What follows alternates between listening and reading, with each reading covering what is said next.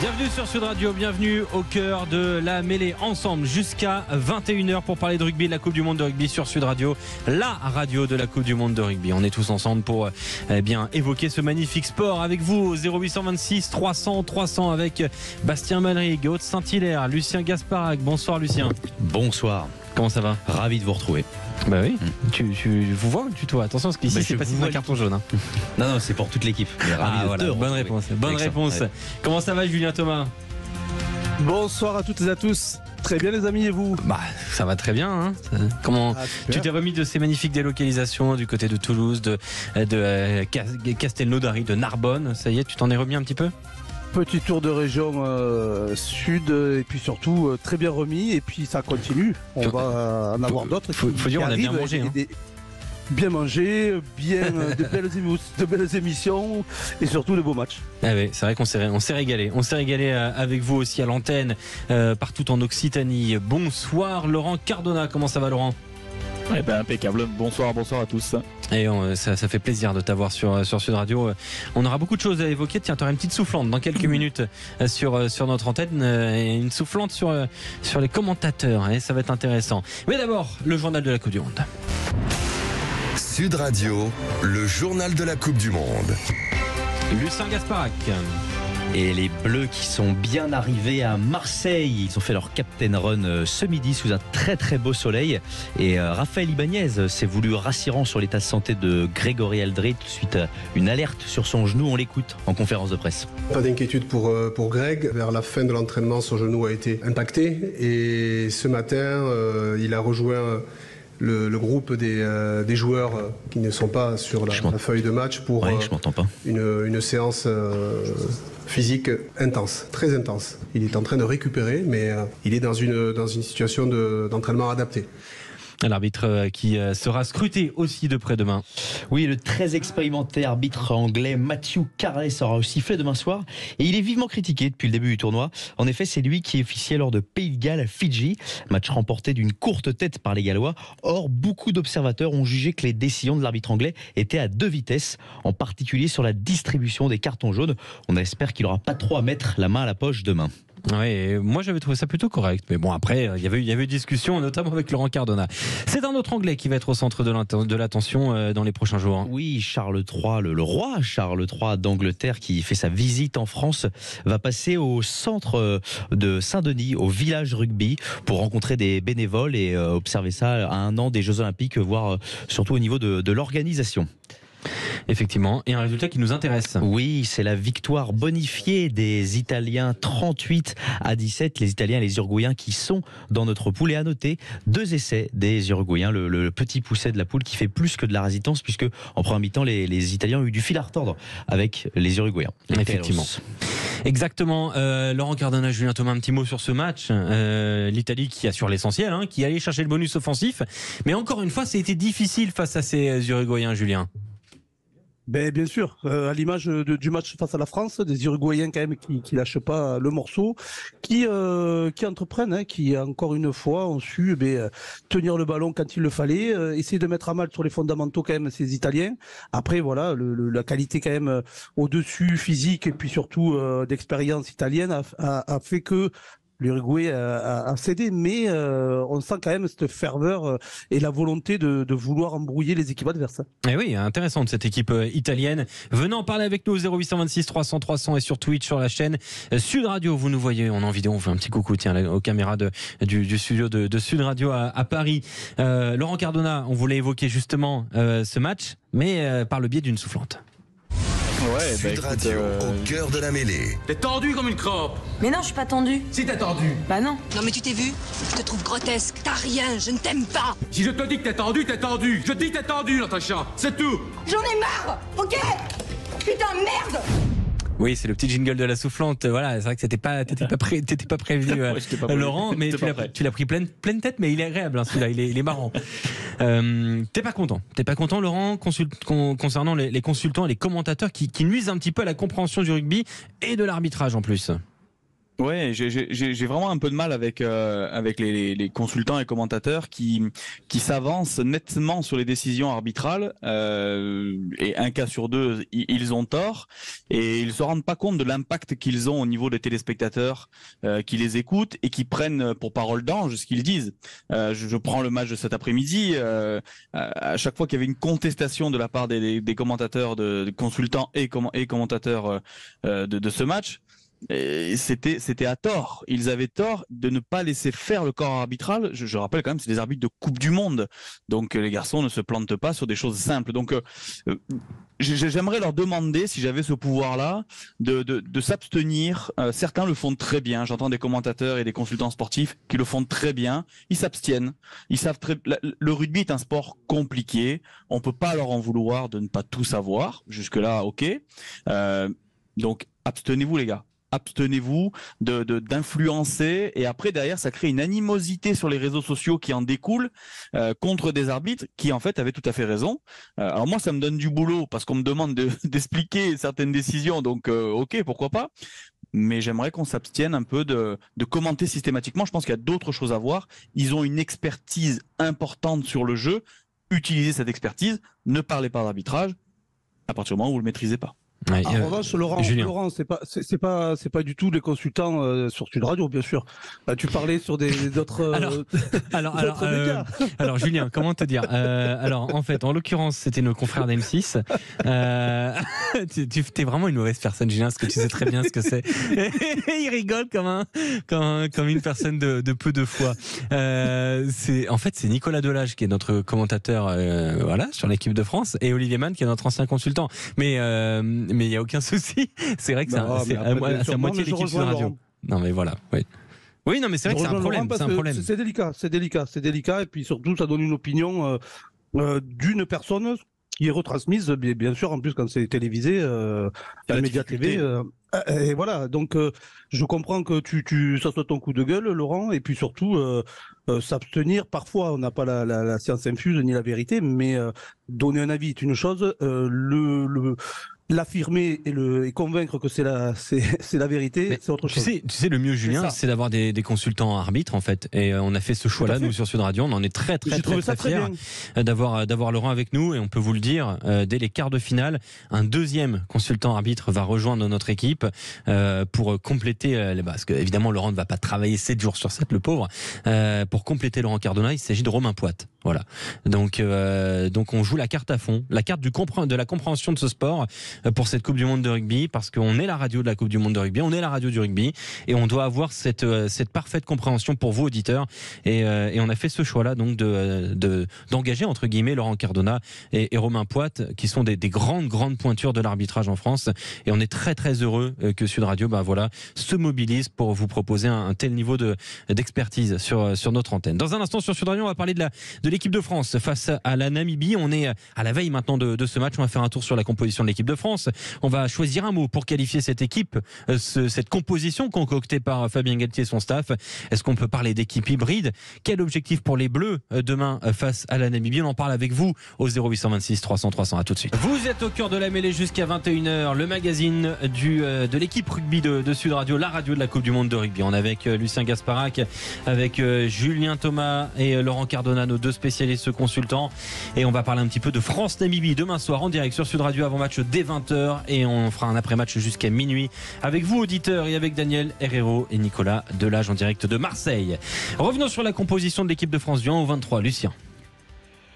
Le numéro 1, il revient de blessure, Cyril Bay. Le numéro 2, talonneur, Peato Movaka. À droite, Winnie Antonio. Deuxième ligne, Cameron Woki et Thibaut Flamand. Numéro 6, François Cross. Numéro 7, Charles Olivon. Et numéro 8, Anthony Gelonche. Pour les arrières, le demi de mêlée, Antoine Dupont, associé à la charnière avec Mathieu Jalibert. Le numéro 11, Louis Bielbiarret qui remplace Gabin Villiers. Le numéro 12, Jonathan Danty, associé à Gaël Ficou en numéro 13. Sur le trail, en numéro 14, Damien Penaud et en numéro 15, Thomas Ramos. Pour les finishers, le numéro 16, Pierre Bourgarit, numéro 17 et aussi Rochelet, Reda Wardi, numéro 18, Dorian Aldeguerri, numéro 19, Romain Taofi-Fénois, le numéro 20, Paul Boudéen, le numéro 21, Baptiste Couillou, le numéro 22, Yoram Moefana et le numéro 23, Melvin Jaminet. Un vrai tirage de loto. Merci Lucien Gasparac. On a donc du 1 au 23. Un mot, un seul pour qualifier cette équipe de France. Julien Thomas. Eh bien, solide. Solide quand même, parce que je ne m'attendais pas face à la Namibie, une équipe peut-être type. C'est vrai qu'il y a un ou deux éléments, mais qu'on pourrait peut-être encore ne pas savoir qui vont jouer les phases finales, mais c'est une équipe qui ne devait pas être prévue dans ce sens-là, à mon avis. Et vu le match de l'Uruguay, les changements de plan ont fait que Fabien Galtier a mis une équipe solide. Oui, effectivement, avec ce choix du mot solide. Mais d'abord, il y a un absent, forcément. C'est Greg Aldrit. Il a été touché au genou. Grégory Aldrit, le troisième ligne centre de l'équipe de France. Des nouvelles qui ont été données aujourd'hui par Raphaël Ibanez en conférence de presse. Pas d'inquiétude pour Greg. Vers la fin de l'entraînement, son genou a été impacté. Et ce matin, il a rejoint le groupe des joueurs qui ne sont pas sur la feuille de match pour une séance physique intense, très intense. Il est en train de récupérer, mais il est dans une situation d'entraînement adaptée. Voilà donc l'absence aujourd'hui demain de Grégory Aldrit. Le mot solide donc pour toi Julien, pour toi Laurent, on part sur quel mot? Compétitive. Oui. Très clairement. C'est une équipe qui est là pour rapidement gommer ce match de l'Uruguay, qui est clairement une déception pour tous, y compris pour le staff. Bien sûr. Et envoyer un message fort aux autres nations mondiales pour qu'on reprenne vite notre place, celle qui nous est due. En tout cas, dans le staff de l'équipe de France, il y a du plaisir communiqué par les joueurs auprès de nous journalistes en conférence de presse aujourd'hui. C'était du côté de Marseille. Écoutez, bien Charles Olivon, il était tout sourire, hâte de jouer ce match face à la Namibie. Une victoire, oui, un carton. On va s'appliquer d'abord à gagner le match, à construire notre victoire. Et évidemment qu'on va donner le maximum pour faire des choses qu'on a travaillé toute la semaine, pour mettre notre jeu en place, pour qu'on soit clair sur nos cellules, qu'on soit clair dans notre jeu, pour sortir du match avec la banane et profiter d'une belle soirée et passer une bonne semaine derrière, quoi. C'est l'objectif de la soirée et de profiter surtout, parce que quel bon moment à passer et se régaler, voilà. Une victoire oui, un carton non. C'est vrai que voilà, on se pose la question de l'objectif du 15 de France demain face à la Namibie. On va aussi poser la question, tiens, à Christian à Anglette. Bonsoir Christian. Christian, bonsoir. Du côté d'Anglette. On va te retrouver Christian dans un instant. Christian, t'es là. Bonsoir Christian. Je suis là. Comment ça va? Ça va bien, merci. Alors il paraît que vous êtes pilier. Vous êtes un ancien pilier, Christian. Oh là, oui. Ancien pilier, oui, ancien. Hein. On pourrait se comprendre, et je pense qu'on va se comprendre, Christian. Quels objectifs pour l'équipe de France demain face à la Namibie? Bon, ça va être une branlée, faut être honnête. Surtout avec ce qu'il a mis. Mais moi, je trouve que c'est bien. Mon mot à moi ce soir, ça sera respectueux. Respectueux. Après avoir dit branlé quand même. Ouais, mais je dirais respectueux par rapport à l'équipe qu'il a mis devant la Namibie. Parce que quand on regarde les résultats de la Nouvelle-Zélande, c'était je crois 71, l'Italie 52 et je sais plus. Bon, les mecs ils ont pris des perles quand même. Hein. Ah oui. Et si la France ne bat pas la Nouvelle-Zélande au point, on va lui en vouloir. Hein. Oui, donc tu veux qu'il y ait une victoire très large pour... Ouais, parce que c'est ça, respectueux. Le rugby, c'est ça. C'est le respect, on met les gens devant, c'est l'équipe de rugby, vaille, que le meilleur gagne, et si la Namibie ne gagne pas, ils auront fait un beau match, certains. Et oui, non mais c'est vrai qu'on en attend beaucoup. Laurent Cardona, qu'est-ce que tu attends toi? Une victoire déjà?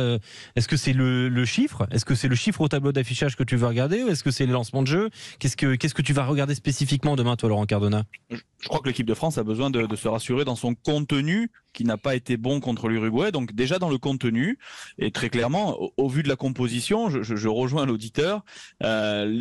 Il faut respecter l'adversaire, et respecter l'adversaire, c'est le prendre à sa mesure. Et si on doit passer 80 points à un adversaire du jour, ça s'appelle aussi du respect. Voilà, de le prendre à la bonne mesure. Donc j'attends beaucoup dans le contenu, même si j'ai pas vraiment de doute. Et puis le score en découlera naturellement. Attendez, si je vous suis là, Laurent Cardona et Christian Danglette, notre auditeur, c'est-à-dire qu'on n'a pas respecté l'Uruguay, Christian ? Ouais, tout à fait. Certains, moi je suis sûr. Moi j'ai pas regardé le match entier, je vais te dire, carrément. Pourquoi, par dégoût ? Ouais, pas par dégoût, faut pas abuser quand même. Le rugby, ça reste le rugby, ça n'existe pas le dégoût dans le rugby. Non, non, mais t'as éteint la télé quand même, Christian. Ouais, totalement.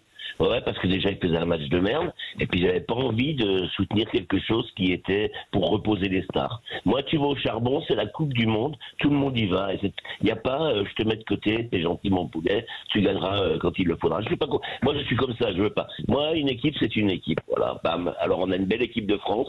Qui que soit qu'on joue, la preuve, tu l'as la preuve. Et on va jouer la Namibie vu ce qu'on a monté là. Alors pourquoi on l'a pas fait pour l'Uruguay ? Donc on dit ouais, mais on va récupérer un petit peu le mal joué contre l'Uruguay. Ben non. Il n'y a pas de je vais récupérer. On n'a pas l'entraîneur n'a pas respecté l'Uruguay. Ça, c'est mon avis à moi. Mais il avait presque un petit peu avoué à demi-mot, hein, Fabien Galtier, à l'issue du match en conférence de presse. Il a dit on avait peu d'images de l'Uruguay, on n'était pas certain de savoir à quoi s'attendre. Ce qui est quand même une. Je suis désolé de le dire, hein, mais c'est quand même pas loin d'être une honte absolue parce que aujourd'hui, la plupart des cellules vidéo des clubs de top 14, vous leur donnez un nom d'un joueur en Uruguay et le soir même, ils ont tout un montage vidéo sur le joueur. Donc a priori, le 15 de France, c'est 40 membres du staff sont capables de le faire. Julien Thomas. Non, je te rejoins. C'est quand même hallucinant. Je te rejoins, tu veux des matchs, tu les as, peu importe la nation, peu importe le niveau, peu importe les deuxièmes ou les troisièmes couteaux de cette Coupe du Monde. Mais c'est surtout Fabien Galtier, pour moi, là où il s'est trompé, dont on avait parlé dans les émissions précédentes, c'est dans son discours d'avant-match. Là, quand j'entends quand même Olivon qui dit une victoire oui, et puis il dit quoi à la suite, Alexandre ? Réécoutons juste le début de l'intervention, juste le début de Charles Olivon, à l'instant, qui parlait de profiter. Juste le début, on écoute. Une victoire, oui, un carton. On va s'appliquer d'abord à gagner le match, à construire notre victoire. Voilà ce qu'il disait. Un carton, voilà. Une victoire, oui, un carton, on s'appliquera d'abord. Et à construire notre victoire. Donc ça, c'est la Namibie quand même, qui est pour moi peut-être même inférieure à l'Uruguay. Ah ben moi je pense sincèrement que c'est bien inférieur. Oui, voilà, je le pense aussi, mais par respect, je mets quand même des pincettes pour pas non plus offenser les Namibiens. Mais ce qui est sûr, c'est qu'avant le match de l'Uruguay, il y avait ce discours, vite prendre le score, et puis derrière développer notre jeu. Sauf qu'on en a parlé.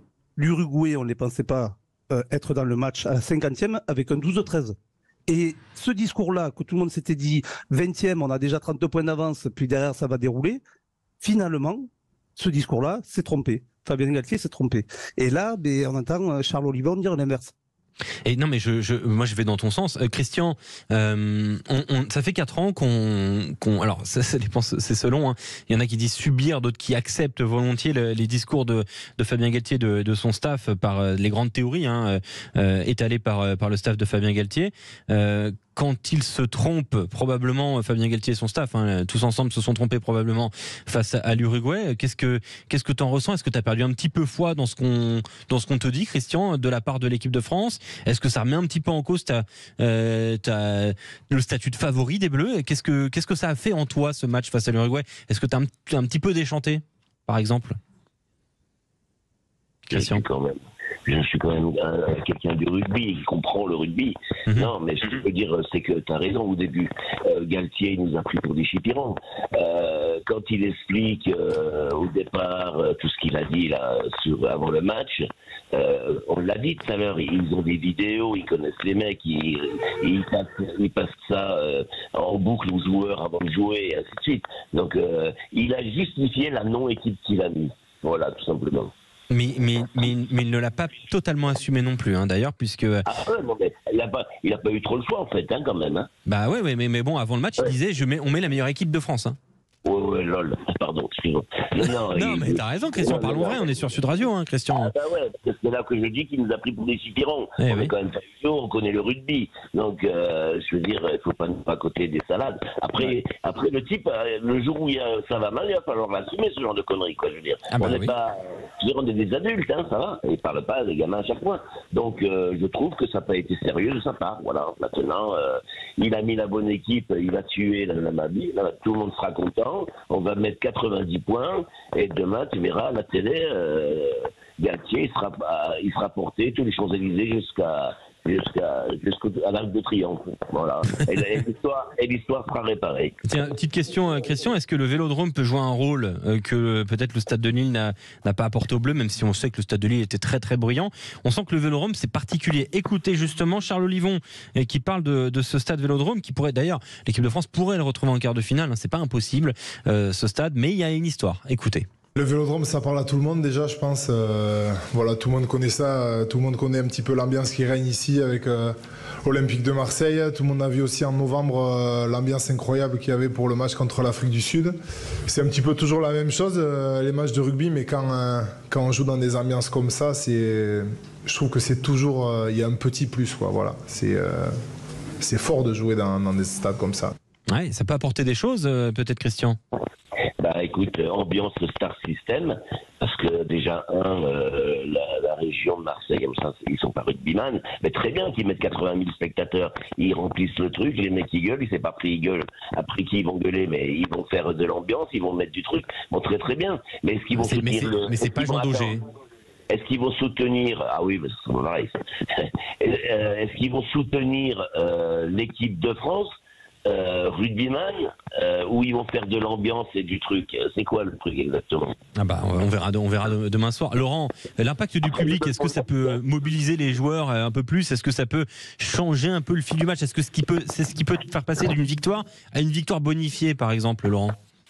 Juste, je mets une pondération sur Galtier s'est trompé. Je pense que c'est les joueurs qui ont été titularisés contre l'Uruguay qui se sont trompés.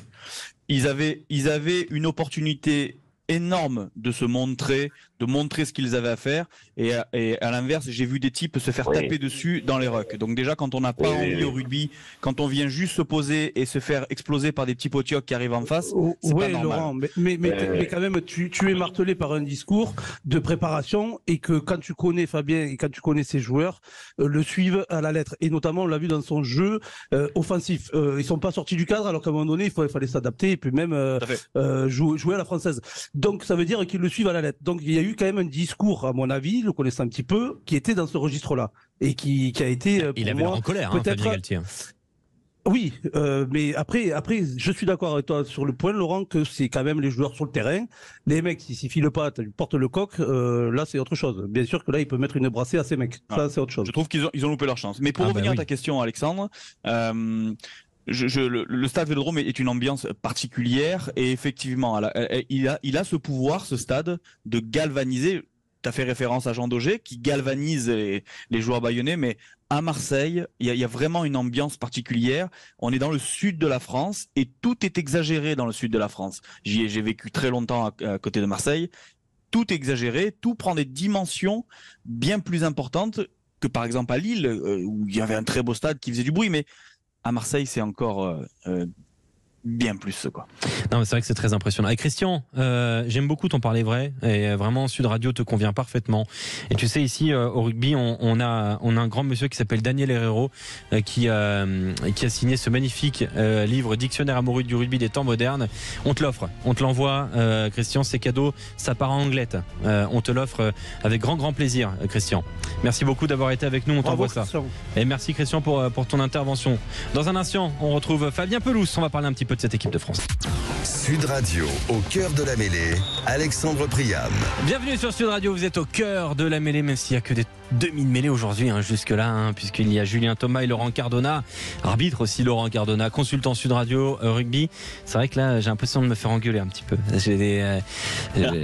Ça me rappelle des mauvais souvenirs. Et puis en plus, faut le dire, il y a eu un concours de tir au but et a priori, voilà, Julien Thomas n'était pas un grand buteur, puisque moi, modeste joueur, je l'ai éclaté. Voilà. À Cassaillet en plus, à Cassaillet, le stade où il y a eu la finale des championnats de France de 1925. Je te rassure, Julien, on connaît déjà l'histoire. Hein. Je te rassure, il a déjà répété 3 ou 4 fois. Ah oui, je me doute qu'il a dû se galvaniser là-dessus. Et on va pas rejoindre un buteur là, dans un instant, mais un immense joueur, c'est Gueule de Rugby. Je vous trouve très beau. Je vous trouve très beau. Je vous trouve très beau. Pourquoi ils disent que je suis beau? Qu'est-ce que j'en ai à faire qu'on me dise que je suis beau ou pas? Sud Radio, la radio de la Coupe du Monde de rugby.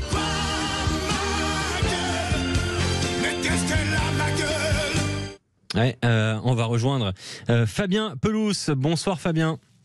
Salut Alexandre, salut, bonjour à tous, salut les demi-mêlés alors. Ah oui. Salut, alors ça fait plaisir d'avoir un avant-arrivé, même s'il y a, vraiment il y a une différence de gabarit quand même, hein, avec Fabien Pelouse. On parlait justement à l'instant de l'équipe de France, mais parlons un petit peu avant ça de ton actualité, Fabien. Comment se passe la Coupe du Monde pour toi? Comment tu la vis actuellement cette Coupe du Monde de rugby? Je la vis très bien, je la vis dans les stades, je participe aux hospitalités et puis je me régale de voir les matchs. J'ai assisté déjà à 3 matchs et ça va s'accélérer jusqu'à la fin avec l'équipe de France. En tout cas, je l'espère. On l'espère tous. Ah oui, bien sûr. Et tiens, on sera chez toi samedi sur Sud Radio. Ouais, à Naïou. Ouais. Ah oui. Oui, vous venez nous voir à Naïou. Et on est très heureux au Club 15, c'est ça? Ouais, c'est ça. J'ai une brasserie dans le village de Marc le Naïou Fashion Village, juste à côté de Naïou. Et ça fait 10 ans que ça dure. Et voilà, on est très contents. C'est une histoire de copains qui dure dans le temps et on en est ravis. Et c'est tout près de chez toi, du côté tout près de Gibel où tu as grandi. Où je suis né, et Saverdun, mon premier club qui est à une quinzaine de kilomètres. Ouais. Et on sera en direct là-bas, donc du côté de Naïou, de 16h à 19h. On parlait à l'instant de l'équipe de France et de cette composition des Bleus face à la Namibie, avec énormément de retours de cadres. Comment tu analyses ça, toi, Fabien, ce retour des cadres? Est-ce de la hâte de la part de Fabien Galtier ou tout était dans le plan? Bon, il y a quelques signes qui ne trompent pas quand même. Hein, quand Fabien parle d'adaptation, que les meilleurs sont ceux qui s'adaptent. Je crois qu'ils se sont adaptés avec le deuxième match qui n'était pas franchement réussi. On en est tous conscients. Et donc, on pensait, je crois, avoir 2 équipes. Et puis finalement, on se rend compte qu'on en a une d'excellente et que la deuxième, finalement, est un peu moins performante. Donc, bon, pour éviter tout risque, même si je pense qu'il y en a peu quand même contre la Namibie, et aussi faire en sorte de maintenir les joueurs premium, même s'il ne faut plus les appeler comme ça, il faut les maintenir quand même dans la compétition. Et c'est vrai que les laisser 3 semaines sans compétition pour jouer l'Italie, si Fabien avait reconduit l'équipe B, ça faisait peut-être un peu beaucoup. Donc voilà, je pense que c'est cette adaptation-là dont il a voulu parler. Ouais, est-ce que c'est circonstanciel, donc en fonction de c'est toujours circonstanciel. C'est toujours circonstanciel. Oui, c'est vrai que c'est toujours circonstanciel. Laurent Cardona, est-ce qu'on parle de hâte ou est-ce qu'on parle de plan un peu prédéfini de la part des Bleus? Quel est ton avis, toi? Moi, je suis pas sûr que le plan soit si défini que ça, même si je rejoins Fabien en disant que ces cadres-là avaient besoin de jouer plus que ça. On peut pas laisser des joueurs de ce niveau-là 3 semaines à rien faire. On sait très bien que les entraînements ne remplaceront jamais un match. Donc, et encore une fois, il fallait que cette équipe de France renvoie un signal ultra positif suite à la prestation de l'Uruguay. Fabien. Ouais, je suis pas certaine du renvoi du signal positif, parce que je veux dire, l'engouement il est là. On sent bien que la France du rugby, la France entière est derrière cette équipe de France, et donc voilà, je pense que c'était pas le but premier d'envoyer le message. C'est surtout de maintenir, je pense, les joueurs dans un rythme de compétition et de manager ces 2 derniers matchs qui nous restent avant le quart de finale de la meilleure des façons. Je pense que ça va coacher assez vite. contre la Namibie. Franchement, il n'y a pas trop de suspense quant à la victoire ou à la défaite, ou même à un gros écart de score, ou même à l'obtention du point bonus. Donc voilà, je pense que c'était au moins faire 40-50 minutes pour la majorité des cadres, et ensuite coacher selon les petites blessures, les petites inquiétudes, les choses comme ça. Mais voilà, c'était remettre tout le monde dans un rythme pour ensuite enchaîner, parce qu'il va y avoir 4 matchs. L'Italie, bien sûr, il faudra le gagner, et je pense que avec l'équipe 2, ça sera plus difficile, donc il faudra remettre quand même une grosse ossature de l'équipe premium, et ensuite on enchaîne. Donc voilà, il y a au lieu peut-être d'avoir 4 matchs d'affilée sur le plan qui était préétabli, il en faudra 4,5 quoi. Voilà. Et oui, tiens, la Namibie, on va en parler, parce que le 8 octobre 1999, tu étais sur le terrain, toi Fabien, avec un certain Raphaël Ibanez, capitaine. Ouais. France-Namibie, et oui, en Coupe du Monde en 99, on écoute justement, c'était aujourd'hui, Raphaël Ibanez nous parlait justement de cette sélection namibienne. La Namibie a toujours figuré et bien figuré en Coupe du Monde, que ce soit en 99, en 2007 aussi. Dernière confrontation entre l'équipe de France et la Namibie, c'était à Toulouse. À chaque fois, en fait, c'est une équipe qui est parvenue à se qualifier, donc qui mérite totalement sa place dans le concert international. Il y a des joueurs qui ont aussi des profils, des parcours de vie un peu différents de ce que nous connaissons, nous, dans notre championnat de France, championnat européen, puisque certains joueurs s'exilent en Afrique du Sud, mais aussi dans d'autres pays pour trouver du temps de jeu. Donc, pour eux, pas toujours facile de constituer un groupe, un collectif. Ouais, et c'est pas facile pour cette équipe namibienne. Un petit jeu très simple autour de la table avec Laurent Cardona, Julien Thomas, Fabien Pelouse. Combien de joueurs, d'après vous, pouvez me donner? On fait un petit jeu d'enchères pour cette équipe de France face à la Namibie. Il y en avait combien des joueurs? Combien pouvait en nommer Laurent Cardona, d'après toi? Tu peux en nommer combien? C'est un petit jeu d'enchères pour voir si vous êtes bon. Oh non, je suis nul là-dedans, moi. Donc, je vais t'en nommer 2, peut-être. 2 Oh là là. Côté équipe de France, non. Évidemment, face à la Namibie. Julien Thomas, en 99, t'as combien de joueurs là en tête? Sans tricher, bien évidemment. Côté équipe de France? Ouais. 99, Fabien, Ibanez. Non, sans donner les noms. Combien? Ah, pardon. Je peux pas un 15, mais 10. Allez. 10. Est-ce que Fabien, t'en as 15? Est-ce que t'en as plus que 10, Fabien? Bah ouais, quand même, je saurais le retrouver. Peut-être pas du premier coup, parce que je me souviens pas de la composition exacte, mais enfin, je me souviens quand même de qui a joué la Coupe du Monde. Allez, pilier gauche. Pilier gauche, est-ce que Kali était là encore? C'est Kali, ouais. Talonneur, Ibanez, on l'avait dit. À droite, Franck, certainement. Franck Tourner, en deuxième ligne avec toi, c'était qui? Ça doit être Abdel. Non. Ah. Alors, Olivier Brouzet. C'était Olivier, ouais. Olivier Brouzet, avec toi. J'étais pas sûr, Non, je l'ai. Troisième ligne. Tiens, il y avait 2 frères en troisième ligne. Bon, les frères Lièvremont. Ouais. Et ça avec Charlie, peut-être? Avec Charlie, exact, ouais. Avec Olivier Magne. La charnière, c'était, tu te rappelles ou pas? La charnière, Fabien n'était pas arrivé, je suppose. Exact, ouais. Donc ça devait être peut-être Pierre Mignoni. Pierre Mignoni, bravo, ouais. Avec qui? Titou. Avec Titou, exact, bravo. Aux ailes. Domi Garba. Ni l'un ni l'autre. Ah, ils n'étaient pas... ça devait être... qui c'était? Jimmy Marlu, peut-être? Non. Ouais, j'allais dire Jimmy Marlu. C'était Émile Ntamack et Bernard Salle. Ah, Émile avait joué, d'accord. Ouais. Et au centre du terrain, tiens, il y a du caractère là, je t'annonce. Richard, ouais. Avec qui? Steve Gla, peut-être? Avec Steve Gla, bravo, et à l'arrière. Ouais. Et à l'arrière, qui c'est qu'il y avait à l'arrière si c'était pas Garba? C'est un petit entraîneur de top 14 actuellement. Donc c'était pas Garba? Non, c'était pas Garba. Un entraîneur, somme toute. Hugo Mola, bravo Julien. Hugo, ouais. Eh oui, c'est Hugo, voilà, donc pour cette équipe. Parce qu'il jouait principalement 10, sur le début de la Coupe du Monde, et je me souvenais pas qu'il était rentré arrière, justement. Qu'est-ce que tu vas observer précisément, toi, Fabien Pelouse, face à la Namibie? Est-ce qu'il y a un secteur, il y a quelque chose que tu vas observer? Peut-être le retour une nouvelle fois d'Anthony Gelon, comment il se sent, et qu'est-ce que tu vas regarder précisément? Oui, je pense qu'il y a cette interrogation d'Anto qui revient, c'est son deuxième match, on l'a senti quand même plutôt à l'aise sur les 40 minutes, il a fait 45 minutes à peu près contre l'Uruguay, on l'a senti plutôt à l'aise dans les duels, etc., même ballon en main, là il va certainement jouer un peu plus longtemps, donc on va voir le rythme qu'il peut avoir, et après ce que j'attends surtout, c'est de ne pas avoir de blessés, quoi. Oui. Voilà, parce que ça reste un match de rugby, il peut y avoir des blessures, et voilà, il faut pas qu'on ait de blessés sur ce match.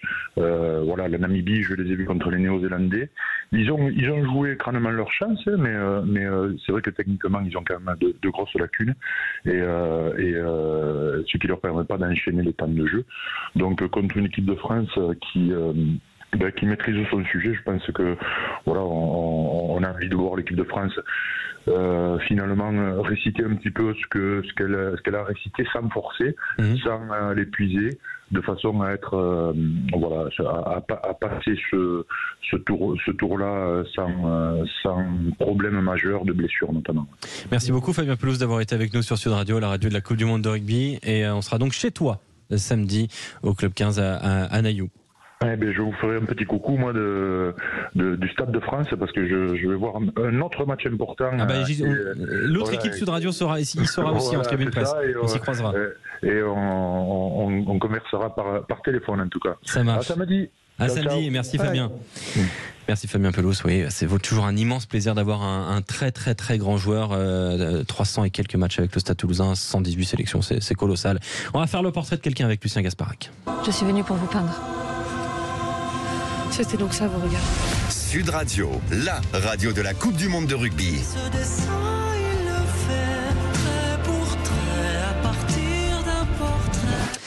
On refait le portrait avec Lucien Gasparac, avec un ami bien aujourd'hui.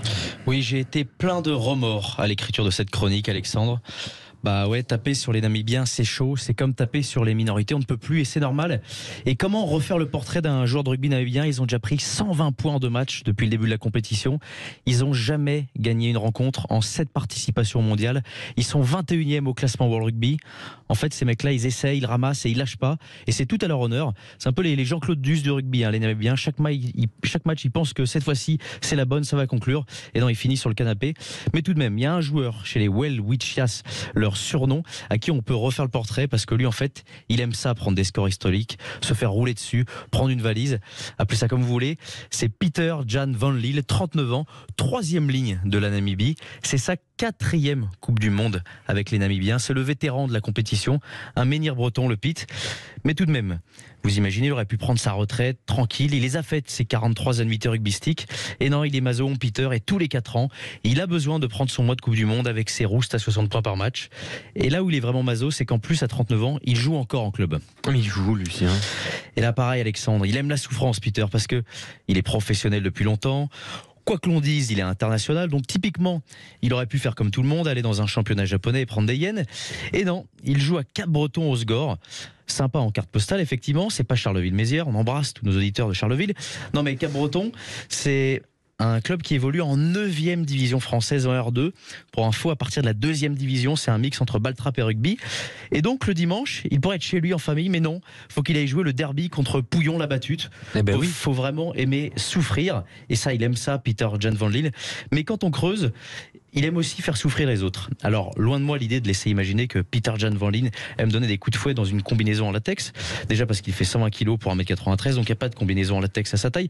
Mais surtout... A priori, après, je ne connais pas. Parce que monsieur est dentiste. Et c'est là où l'autre côté intervient. Vous imaginez, vous prenez rendez-vous avec le dentiste et il y a le docteur Van Lille qui vous accueille pour vous soigner avec ses 2 pelleteuses dans les mains. Donc il aime faire souffrir les autres. Donc demain, l'équipe de France est prévenue. Peter, il est là pour autant donner que recevoir. Et demain, c'est protège-dents obligatoire. Et oui, ça c'est obligatoire. Petit quiz, tiens, Laurent Cardona, Julien Thomas, un autre joueur professionnel qui est aussi dentiste. est-ce que vous avez ça Dentiste, je connais les docteurs, mais pas les dentistes. Ah bah, C'était pas Sadourny qui était. Bismarck. Bismarck est dentiste. Non, Xavier Sadourny était pas dentiste. Il y a Jonathan dentiste. Allez, je vais y aller moi. Bonne soirée. Non, Bismarck Duplessis était dentiste, Julien Thomas, à la base. Gianni Duplessis était médecin. Oui. Et son frère, il me semble bien, dentiste. Ouais, dentiste. Bismarck Duplessis, dentiste. T'imagines un peu le truc. Tu débarques. Non, merci. T'avais saisi d'abord et après t'avais ton père des dents. Oui, ça s'est souvent passé sur les terrains de rugby et il y avait souvent Laurent Cardona pour mettre un petit carton. Mais ça, c'était le plaisir du top 14 sous les frères Duplessis à Montpellier. On se retrouve dans un instant sur Sud Radio à parler d'une Maison Bleue. Radio, au cœur de la mêlée, Alexandre Priam. Vous êtes au cœur de la mêlée sur Sud Radio avec Laurent Cardona, avec Julien Thomas, Lucien Gasparac et vous au 0826 300 300 ou sur Twitch sur la chaîne Sud Radio. On va tout de suite prendre la direction de Lannemezan. Sud Radio, au cœur de la mêlée. Bonjour, ceci est ma maison que vous voyez derrière là. C'est une maison bleue. Combien vaut cette maison? Elle devrait valoir maintenant 80 ou 90. Je vous en donne 200. Pas mal, non? C'est français. On va du côté de Lannemezan, du cercle amical lannemezanais. Bonsoir, Jeff Gélédan. Bonsoir. Très heureux de vous avoir sur Sud Radio. Vous savez, dans une Maison Bleue, on revient dans le club formateur d'un joueur de l'équipe de France. Alors peut-être qu'on aurait pu imaginer un jour aller dans le club formateur d'un joueur de l'équipe de France, en l'occurrence Benjamin Gélédan, puisque vous êtes le papa, il me semble, de Benjamin Gélédan, qui est un excellent joueur de rugby, passé par La Rochelle et Oyonnax notamment, mais pas seulement. Eh bien, on prend plutôt la direction de Lannemezan pour Cyril Baille. C'est une fierté locale, on le sent, Cyril Baille, tout comme l'est d'ailleurs votre fiston. Oui, Cyril est une fierté locale. Voilà, c'est le phare de Lannemezan, surtout actuellement. Voilà, c'est la fierté de toute l'école de rugby et que j'entraîne, et voilà. On est fiers de l'avoir et on le suit. J'espère que tout ira bien pour lui, voilà. Ah oui, bah oui, parce que c'est important. Il revient de blessure, Cyril Baille. Voilà. Il a une trajectoire assez étonnante, le pilier gauche, parce que il a d'abord été footballeur à Saint-Laurent-de-Nest, puis il a suivi son père sur les terrains de rugby, qui était pilier droit. Il s'appelle Pierre Baille, et puis il a commencé finalement le rugby à 11 ans. Alors d'abord, il était 3/4, puis 3e ligne, et enfin pilier. Ça, c'est quand même une trajectoire toutefois surprenante, mais qui lui confère aussi des qualités techniques. Voilà. C'est dès son plus jeune âge, il est très très très adroit de ses mains et même de ses pieds. Voilà, c'est pour ça qu'il joue un peu derrière. Et puis dans le courant des minimes, il est passé numéro 8. Voilà. Ah oui, non mais c'est vrai que il est bien dans sa peau, très proche de sa famille et de ses amis. Voilà, bon, c'est un enfant très gentil, très travailleur. Voilà. Qui est aujourd'hui le président d'honneur du CA Lannemezanais. Ça, c'est... Tout à fait. Comment ça s'est passé cette histoire? Ah ben c'est une grande fierté pour nous d'avoir quelqu'un en équipe de France, et voilà, et les dirigeants ont décidé de mettre président d'honneur, voilà. Oui, parce que le cercle amical lannemezanais, c'est une très très grande histoire quand même. 8e de finaliste de première division en 62, trophée Jean Prat en 2009, demi-finaliste de deuxième division en 61. C'est quand même je veux dire, il y a une grande histoire de rugby à Lannemezan. On pense à Pierre Birbizier, à Arnaud Mella, Laurent Rodriguez, à Marc Pujol. Mais c'est vrai que Cyril Baille, aujourd'hui, comme vous le dites, Jeff Gélédan, c'est un peu le phare de Lannemezan. Et c'est aussi Laurent Cardona, Julien Thomas, un des meilleurs piliers du monde, Laurent. Oui, clairement. Je fais une parenthèse sur la liste des joueurs que tu as cités. Je citerai René Ourquet, qui est aussi de Lannemezan, l'ancien patron des arbitres. Donc oui, pilier historique et très très dur sur un terrain d'ailleurs. Oui, c'est vrai que voilà, c'est un joueur exceptionnel, Cyril Baille, Julien Thomas. Mais c'est un joueur exceptionnel, c'est un joueur surtout mêlé fermé. Alors bon, c'est plus technique que mes capacités, mais on connaît tous son potentiel et sa capacité à tenir, bien sûr, la mêlée française. Mais c'est surtout dans le jeu moderne, de rugby moderne, son déplacement, c'est son travail, son intelligence dans le jeu, dans les systèmes. Et à Toulouse, il performe énormément parce que c'est un jeu toulousain quand même qu'il faut s'y adapter. Et c'est un pilier moderne. Donc on lui demande de souvent faire le lien parfois avant 3/4. Exactement. C'est quand même pas... C'est pas facile. C'est pas facile. Et lui, il a cette capacité justement de pouvoir le faire. Et surtout en étant technique. Donc peut-être que le foot plus petit lui a permis aussi d'être plus agile Et en plus, il était gardien de but, donc de ses mains. Et oui, et c'est vrai que ça peut aider.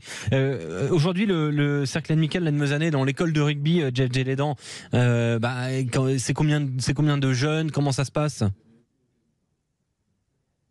Ah, Jeff? 50 jeunes à peu près.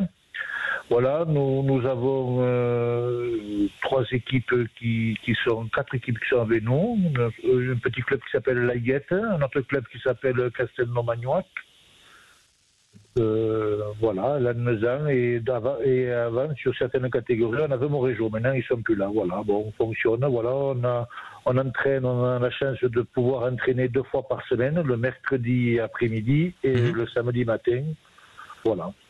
Oui, et quand on regarde un petit peu quand même Lannemezan, c'était en National 2, hein, c'est quand même pas rien. Il y a eu des premiers matchs accrochés, hein, victoire face à Valence d'Agen 27-25, défaite ensuite face à Fleurance 18-22, puis victoire face à Dijon 33-29. Ça a été, il faut pas être cardiaque quand même à Lannemezan, Jeff Gélédan. Hein. Oui, c'est une poule qui est très très serrée. Elle est belle, hein. Elle est belle cette poule. Hein. Voilà, oui. Elle va nous coûter un peu cher parce qu'il y a beaucoup de déplacements, mais bon, on s'accroche, voilà. Ah non mais c'est vrai, il faut le dire. Il faut aller à Rumi, il faut aller à Mâcon, à Nîmes, notamment. À Dijon. Et oui, à la Seine-sur-Mer. Ah, ça c'est toujours un déplacement très sympathique à la Seine-sur-Mer. Hein. Ouais. C'est un déplacement où on regarde qui arbitre le match, hein, généralement pour être sûr qu'on est protégé quand même, parce que Laurent Cardona, bon, je veux pas pointer du doigt, mais quand même ce genre de déplacement à la Seine-sur-Mer, sans stigmatiser bien sûr, c'est toujours un petit peu chaud.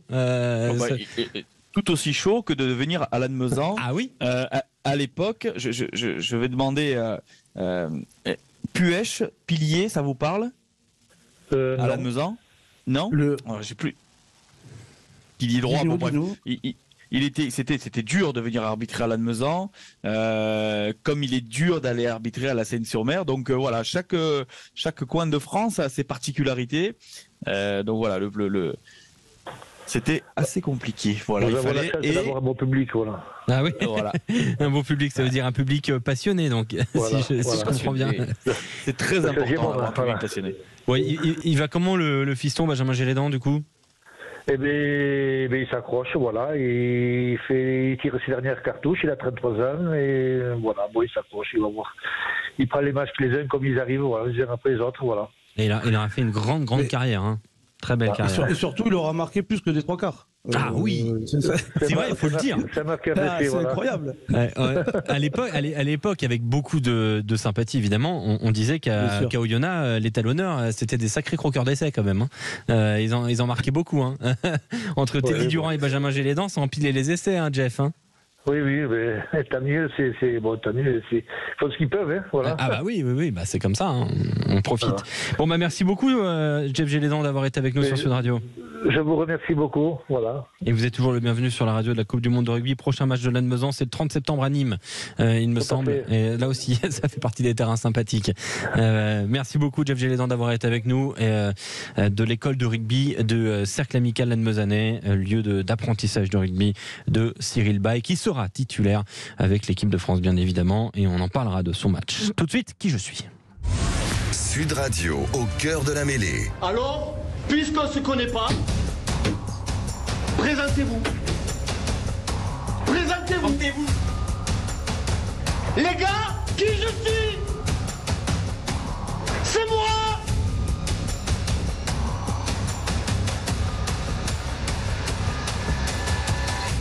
C'est moi. Je suis un monsieur. Ça, c'est se présenter. Ah, il fait toujours son petit effet, ce jingle. Qui je suis? Le gagnant repart avec le ballon Sud Radio. Gilbert, il est magnifique ce ballon et ses cadeaux tout à l'heure. Dans un instant, avec Thomas. On joint Thomas du côté du Tarn. Bonsoir Thomas. Allô? Oui Thomas, est-ce que tu es bien avec nous? Oui, je suis bien là. Est-ce qu'on m'entend bien? On t'entend parfaitement. Thomas, tu es de Roquecourbe, c'est ça?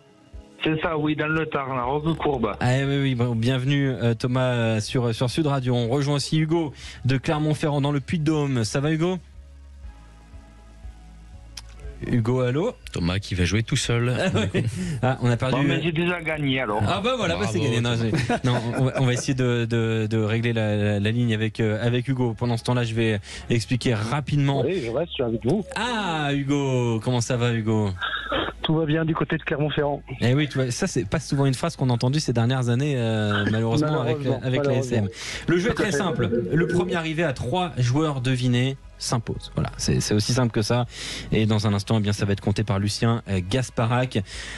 Laurent Cardona sera avec Thomas donc de Roquecourbe et Julien Thomas sera avec Hugo.